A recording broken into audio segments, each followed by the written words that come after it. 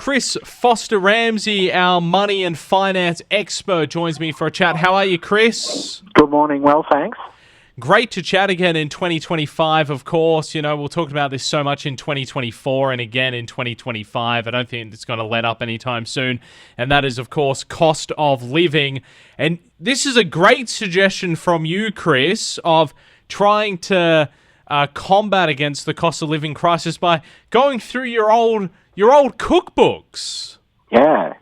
So, do you want me to tell you the story? So the story was, right, so we were doing a bit of a Christmas clean out at my parents' house and came across this bookshelf that was sort of over in the corner that no one really knew what was going on. And in there were a few cookbooks, right? So I'm going through these cookbooks going, oh, yeah, that was the cookery the Australian way. Oh, no, everyone's read that. And then next to it was like this notebook, and I said to my parents, "What's that?" And they went, "Oh, that's Grandma's cookbook." So I pull it out, open it up, and there's all these like amazing recipes that nobody's ever heard of, you know, in my generation anyway. Yeah. So, it was just really, really humbling to see how people used to do it, and I think there's a lot of value from those books that you can bring into the present day, particularly around the cost of living, because in that time, things were just so, you know, had to be so resourceful in every other way. So that's the story. Yeah, no, I love that. And you're exactly right. I mean, you think in the 1920s, 1930s, especially with the Great Depression, I mean, anything that you could get your hands on, you'd use, and you'd make the most of it as well. You'd use every single morsel of the being to make your food happen. And I mean, you know, there's nothing wrong with that sort of nearly 100 years on. It still works. Yeah, for sure. And I think, you know, one of the things which I didn't end up making that weekend was something called calf head soup. And I thought, no, I might just steer clear of that one, but it just shows resourcefulness that they had to have in 1925.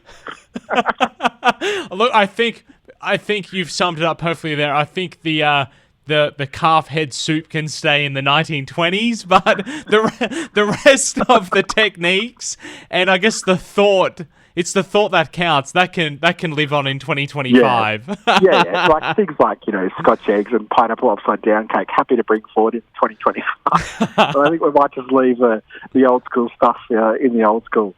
Yeah, exactly. And it's I mean, the basics are there. I mean, you know, get food when it's on special. I think you and I have chatted about this last year. You know, get food when it's on special, buy in bulk, use your freezers, all that stuff, yeah?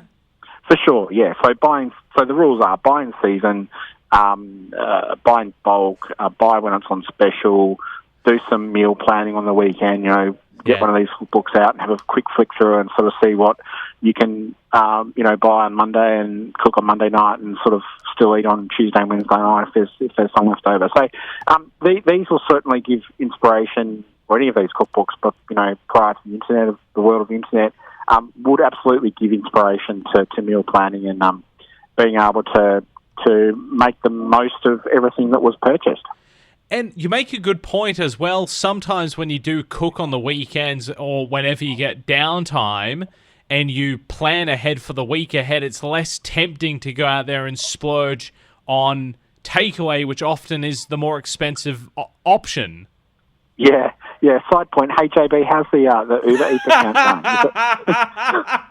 I knew you'd bring that up. Does it come back a bit? Yeah, a little bit. Yeah, a little. Might have got used a little bit during the festival, but outside of that, yeah. It's a bit better. Yeah. Hey, Chris, great to chat as always. Great tips there. Thank you. Thanks, mate. No worries. Have a great week.